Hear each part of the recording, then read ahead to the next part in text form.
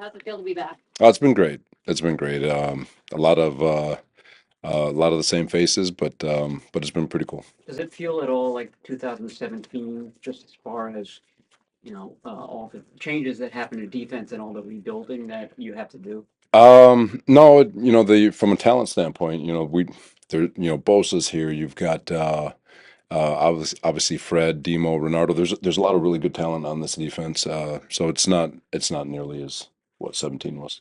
What's the difference between you now and you when you left here?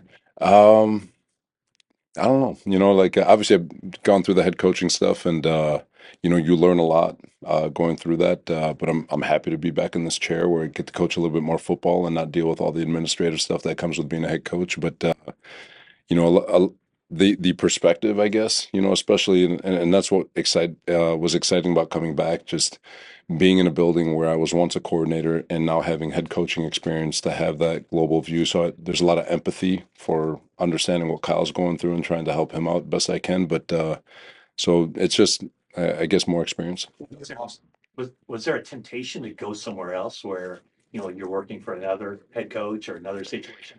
Um, no, no, and I mean that. I have a tremendous amount of respect for this organization. Obviously, starting at the top with Jed, he's phenomenal. But Kyle, his family, John, Prague, they gave me so much. And during the first 2 years, if you think about those first 2 years as the coordinator in 17 and 18, it wasn't easy, and it could have been very easy for them to move on from me, and so I'm indebted to this organization and to those men for the rest of my life. They stuck with me, and we made it happen. We did what we needed to do, and the rest is history. But and I'm excited about the opportunity to get a chance to do it again with them. Have your defensive scheme evolved at all since you were here the last time? Yeah, for sure it's evolved. You're always trying to stay 2 years ahead of the offense, and when we went to the Jets, there was a lot of different things that we started to do, and even now, while we have some things from the Jets, there's stuff that has evolved over the course of the last 4 years here, and obviously with the league, that there's stuff happening. So we've over this off season, a lot of really cool concepts, a lot of really cool things. So some things are the same, some things are the same from the Jets, some things are meshed, some things are coming in that's new. So it's like I said, we're trying to stay a couple years ahead. A lot of it may seem similar, but there's a lot of nuance that makes a difference. When you try to stay a couple years ahead, what exactly does that mean? Does that mean that you have to kind of project where you think offenses will be? For sure, there's always trends with offenses, and you can get an idea of what they're trying to do and what they're trying to get done, and you're just trying to pick up on those trends. I don't want to get into too much detail, but you're always trying to stay ahead of them. Could you go into a little bit of detail with the younger guys? Obviously, a few weeks since the draft. What are you thinking of the rookies so far? Excited to get them out this weekend for sure. A really cool group of kids that are coming in. All are going to have an opportunity to compete to get significant playing time this year. But it's exciting to get just the injection of youth to go along with a lot of the veterans that we have on this football team. So it's exciting. It's going to be fun to work with them. Jed sort of joked about how much of a role did you actually have in terms of strength? That was the other reason why it was exciting to come back. This organization, and no pun intended, with it being the gold standard with regard to collaboration and communication. Most buildings maybe spend a week in terms of communication between scouting department and and coaching staff with regards to the draft. This organization will spend 3 to 4 weeks just grinding on tape, offense, defense, special teams, and going deep into the seventh round undrafted free agent type players. And I think that's why this organization has had so much success finding day three picks that come to fruition, and even undrafted free agents that end up having success in this league. So when it comes to finding players, this organization does a phenomenal job with collaboration, and let's be very real.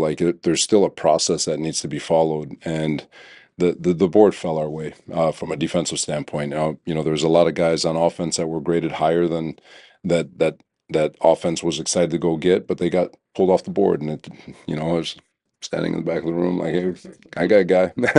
But it happened the way it happened. But there was tremendous collaboration through the process. Has it always been like that, or has the draft process evolved over time? It's always been this way here. Kyle and John do an unbelievable job. You'd be hard pressed to find people who do it as good as they do. This defense, I mean, obviously last year it fell off. So when you were here last time, you preached extreme violence, all gas, no break. Do those principles need to be reinforced here now? I think it's gonna come just with all the youth. Like it.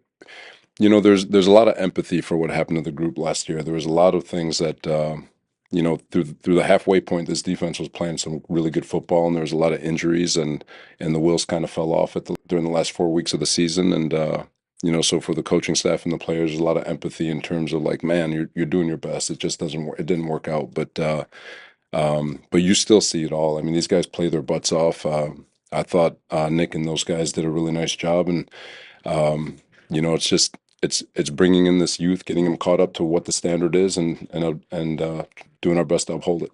Robert, can you describe what your role was when you joined Matt last year, and did that new perspective help you for coming back to this role? Yeah, I joke with Matt. I think it was more therapy for me than it was for him. Than I was a help for him. But it was just trying to give him a defensive perspective regarding looking at from an offensive standpoint, watching the defense, and giving them thoughts on rules and what may or may not work. But I'm again forever grateful for Maddie for opening the door to this building and allowing me the opportunity to work there, just because of the from a mental space, it was like I said, more therapeutic than anything for me. Following up on that, Robert, following up on that, when you took some time to kind of reflect on your time in New York, like what did you learn about yourself as maybe a man or a coach, a little bit of both? It's you learn a lot. I've said it before. There is no handbook for a first time head coach. There's no handbook for first time going through life, right? So you learn a lot through the process. You figure out a lot about yourself. You understand and pick up. If you look inward and you look in the mirror, you can identify some of the things that you did wrong and some of the things that you'd like to do differently. But there's anytime you get an experience that's different than the ones you've always experienced, it's you have an opportunity to grow, and so there's been a lot of self-reflection and growth in that regard. Lean on some rookies this year. What would you like to see from those rookies in this rookie camp? Just come out and compete. No expectations right now. It's they've got a long way to go with regards to understanding what we do. One, the standard at which we play, and the style of ball that we expect them to play, and then on top of that, you got the scheme and understanding all the nuance that we're going to ask out of them. And so they got OTAs, training camp, and it's going to be a crash course. And if any of them are worthy, they'll be on the field week one. Anytime that you go from, in any profession, a 2 to a 1, going back to a 2 is not always easy. Was there ever hesitation or doubt thinking maybe I should just sit out a year rather than go back to being assistant and wait, for another head coach opportunity in the year? No, we're creatures of habit, man. I couldn't imagine waking up, and it sounds good. Wake up every morning, take my kids to school, go golf, and then go watch tape. But coaching ball was always the option one. Your first stint here. John and Kyle, once reached out to you, did they remind you, hey, remember, we could have fired you? He never has to remind me. It's always on my mind. Your first stint here, there was so much talk, especially after they signed Sherm, about tall corners, and obviously I think the high profile seems to have changed. Has the scheme changed a little bit to where that 6'1", 6'3" corner may no longer be the exact prototype anymore? It was that, you're right, in 17 and 18, and then as we evolved, 19, there was a major shift in the way we did things. So when we first got here, we installed the Seattle system as I learned it, and then as a staff, we kind of evolved. We brought in the wide 9, and we started implementing some quarters, and then our third down pressure package completely changed, and so the profile has changed at all 3 levels. I'm not going to detail out what those profiles are, but over the course of the last, call it 9 years, it's changed significantly. Some of the guys that you picked, you drafted, drew comparisons to guys that you coached in the past.